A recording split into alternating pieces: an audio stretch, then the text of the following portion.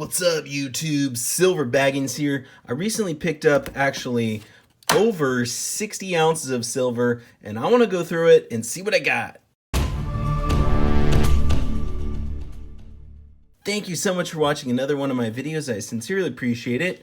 So this one is all about the silver that I picked up actually yesterday at my local coin shop. Now, the coin shop I go to, this is one of them. It's called Center Street Gold and Silver. Very, very cool shop. Here's the address, phone number, and website. They are in Tigard, Oregon. So I stopped by, and they know me, and they give me really, really good deals. And so I went in, and I told them, hey, I want to get some more generic rounds for melting because I got a lot more stuff I want to make. And they gave me an awesome deal on these. Definitely better than their lowest price, so that is awesome. I did pay a little bit over spot, but not a ton. So usually when I get these tubes, I literally don't even look at the rounds. I just melt them. They give me just whichever ones they have. But I thought it'd be fun to go through and actually look at them for once and see what all they sent me. And you can tell me in the comments if you see one you like or one that you really don't think that I should melt. Let me know, and then maybe I can save it for you or something. But these actually look really, really shiny just off the bat.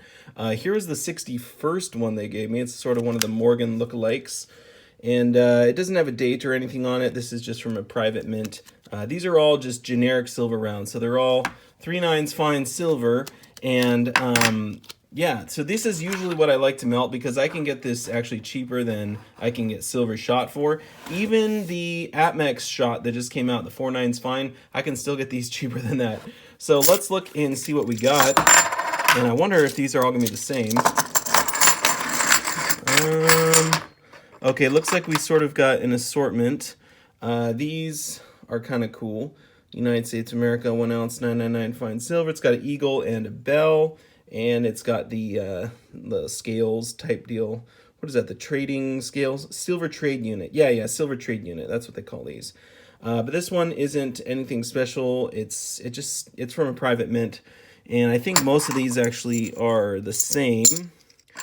In fact, they might... Oh, no, this one's different. It's just got the bell. Let freedom ring. 999 fine silver. Oh, cool. Actually, it's got on the bell some cool stuff. Pass and stow. Okay. All right, so yeah, I think these are all similar. I wonder, oh, here's one of these. These are really, really cool. Honest value never fails. I actually do like these. This one's stamped 1980, and it's got the ship on there. And the thing is with these, it's the silver trade unit as well. Look, it's got this little tarnish spot right there. And so a lot of people, that's kind of a turn off. Everything's shiny except for that. And so people generally, I would say, don't really like that. Unless the whole thing is toned, then people aren't usually a fan. Let me just double check the rest of these. I think they're pretty much all the same. This one's a little bit different. Liberty Silver, 1983. I've seen so many of these, and haven't seen any buffaloes so far, which is kind of rare. Usually we get quite a bit of buffaloes. So that was the first 20. And yeah, let's go through the rest and see what they look like. I'm honestly just curious. And I will say too, every single time I post a video of the silver rounds that I buy to melt, I get so many people saying, don't melt that, how could you ever melt that? But honestly, I don't really know what else to do because they're the cheapest silver I can buy. So let's see what we got on this pile. Ooh, that one's already different. So we got a couple different ones so far. Ooh, Indian head, nice. Let's see. So this one's sort of the Mount Rushmore. Only God conquers, lest we forget. That's cool. And it's got all the faces on there. 1979. Oh, so it's like a 1976. Sorry, bicentennial type thing. And it is the trade unit as well. That's kind of interesting. That's a different one. Haven't seen that one before. Looks like we got another one. Only God conquers. Cool. So at least 3 of those. 4, 5. I wonder, if someone came in and sold these to them or what. Oh, here's the U.S. Assay Office, San Francisco, 1981. I remember melting some of the ones that said that in the past, and people freaked out. So maybe I'll set that one aside. Someone said it was a part of U.S. history, and I was destroying it, and not on purpose. I just didn't know. Here's the Indian head, one of my favorite designs. Oh, this one's cool. 1 troy ounce silver, 999. And it's got the shield. This looks like an Indian head penny. It's got the same wreath, the arrows at the bottom, and the little shield at the top. So actually the ones in 1859, I think, didn't have the shield at the top, but all the ones after that did, if I'm not mistaken. So that's cool. Cool design. I like that one. I guess I'll set that one aside. Here's another one. Actually, this one is really cool because of how toned it is. Look at that. Actually, I might have to keep that one.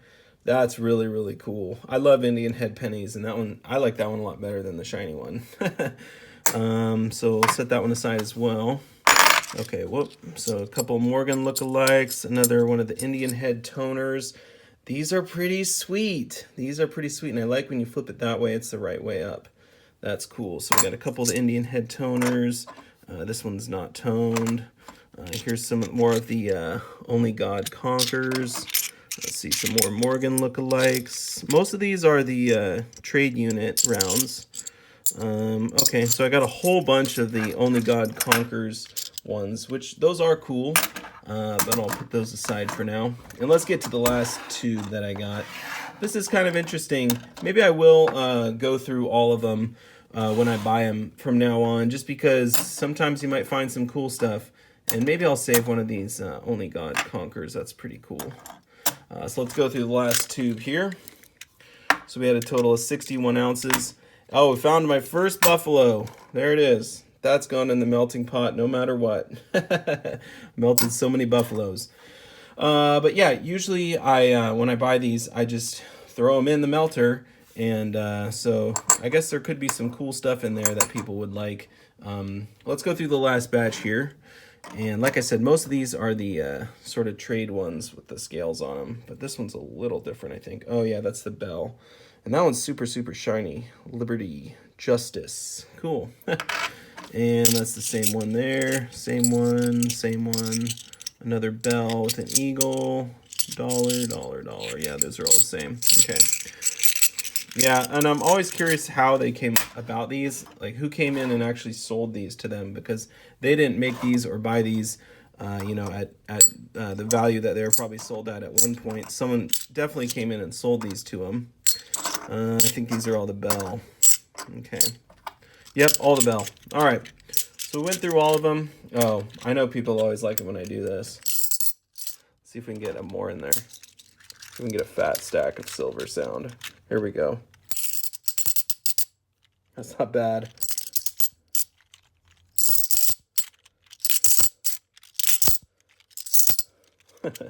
Who doesn't like the sound of silver, right? That's the sound of real money right there.